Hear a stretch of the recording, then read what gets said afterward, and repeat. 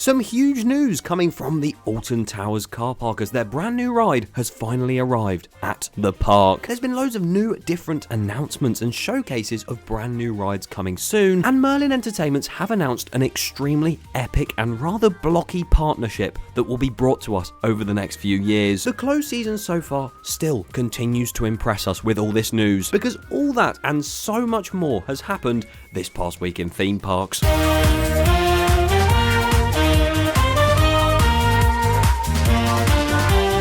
Yes, we are back with the best and most consistent series of all time on YouTube. We're actually on a streak at the minute of weekly uploads for this series, so I don't want to hear otherwise. But genuinely, I didn't think the close season could get any more exciting, because literally a week ago we had loads of different removals, which I guess isn't that exciting, it's just depressing, and loads more than that. But this week, oh my god, there is so much more. So be sure to watch all the way till the end so you don't miss anything. And be sure to subscribe to the channel if you aren't already. We're on the road to 100,000 subscribers now, less than 5,000 away, which is crazy. So if you want to help towards that goal and you enjoy this episode, please subscribe. Thank you. So then, what is there to go through? A lot. As I've already said. Well, a lot of stories from the previous few weeks have actually sort of developed more, if that makes sense, such as Universal's epic universe, where the Ministry of Magic ride, the Harry Potter new sort of area in that new park, has been shown in real life photos, and it looks exactly the same as the concept art, if not better, and the ride vehicles you're going to sit in look absolutely massive as well. A not so massive investment, but still pretty big for the park it's going to, is the brand new flat ride coming to Liseberg in Sweden. Now, that is an amazing park. I've been there before, absolutely love the place. But there was always this one bit in between Valkyria's Helix that seemed deserted. Why isn't there a ride there? Well, now, thanks to the park, they're building one there, and it looks really cool. And there's some lovely concept art, as you can see on screen. And something else we've seen even more than just concept art of now is the brand new dark ride coming to Paultons Park, a Mac product. And as I said, we've been able to see a lot more into this project through a video uploaded to the Paultons Park YouTube channel, where we get taken on a tour of like the gardens area with the queue line, and then we even see the facade that's going to be built because it's currently covered in scaffolding, and the first pre-showroom and the main ride area too. Of course, it looks a lot different to what it's going to look like next year, but I can tell you just from that stone wall at the front and the planting and stuff, and what they've done elsewhere in the park, that ride is going to be so well themed, and I can't wait for it. Another thing that we cannot wait for, and I've been waiting for this moment for my entire life now, I'm only saying that because I'm salty I never got to ride it, that huge metal structure in the Black Mirror Labyrinth queue, as it used to be known, oh, I hate that ride, or Deadbeat the Scare Maze, that queue line surrounds a metal structure, and that structure was previously a ride called Slammer, one of only a few S&S Sky spots that existed, and it was the only one going until it closed as well.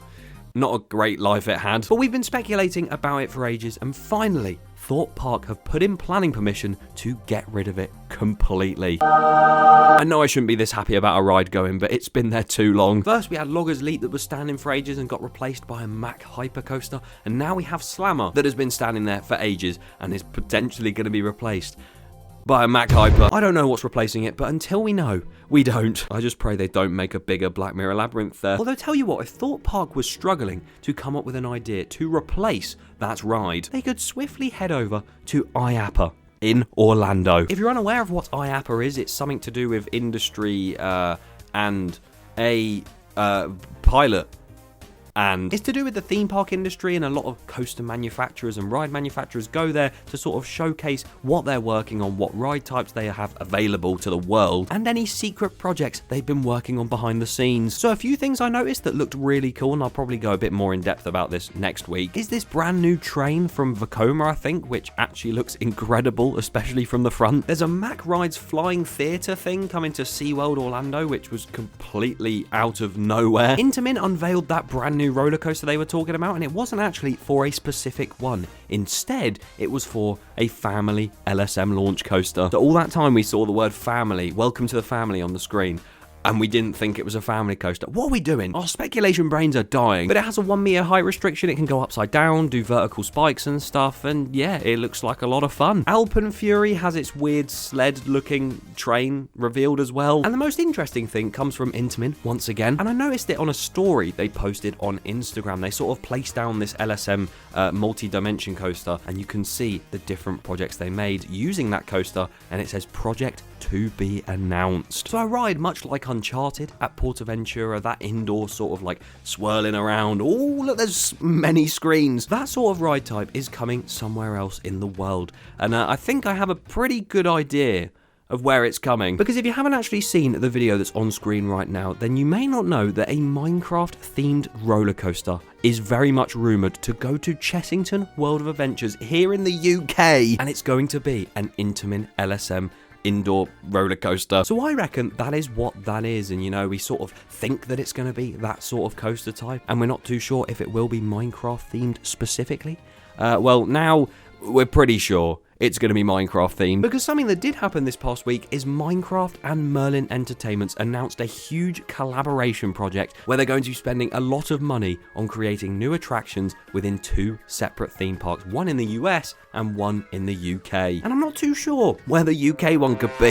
Anyone got any ideas? I mean, it is all very exciting, and we have actually seen brand new documentation come out for that coaster as well, which makes it even more likely to happen. And it does look really cool, but I'm going to do what I did last time for all the Thorpe Park news, and I'm going to save that for a future video, because I'm actually going to try and make that coaster in Planet Coaster 2 as well. So that'll be quite fun. Subscribe so you don't miss that when that releases. But something I have made this whole video pretty much entirely for is some insane news that has come out of Alton Towers very recently. And that is indeed, you may already know because it's pretty much posted on social media everywhere at this point, the fact the brand new ride Project Ocean has actually been delivered. Ride parts are now delivered to Alton Towers, and it's in their car park. Now, I'm not too sure if that area of the car park was actually closed off or coned off or something, but I don't know. Enthusiasts managed to descend upon Alton Towers anyway, and have spotted many brand new pieces of the Top Spin ride. You can definitely tell it's a Top Spin now, which is really cool, but at the same time upsetting, because I'm going to have to eat my shoe. But it's not confirmed to be a Top Spin yet, so you never know.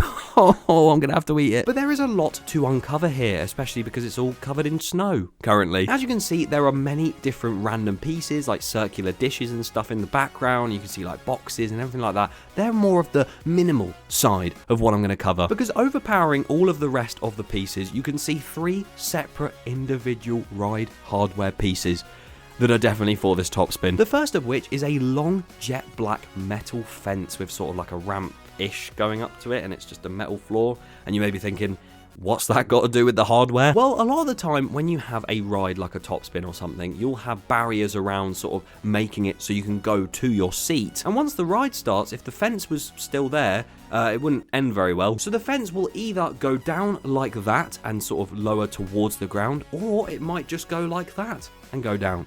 So it is part of the hardware, sort of. But yeah, that floor and fence will go downwards as the ride begins. And the ride will begin spinning using its arms, which 2 of them have been spotted too. And the most interesting part of that is the fact that it's a yellow and black hazard strip colour scheme, which makes no sense because wasn't it green and black 10 minutes ago? I wore this t-shirt for no reason. But that bit that has that colour scheme is obviously a round disc, and then you've got the arm, the jet black arm beneath it, and I'm really excited to see this go up. Genuinely clueless on how it's going to work at the minute, but Towers, prove me wrong like you always do. What do you guys think to this brand new ride at Alton Towers? Are you happy to see it already delivered? Do you think it'll be fully finished by the time the park opens? Leave your thoughts on that and everything else down below in the comments, and make sure you subscribe.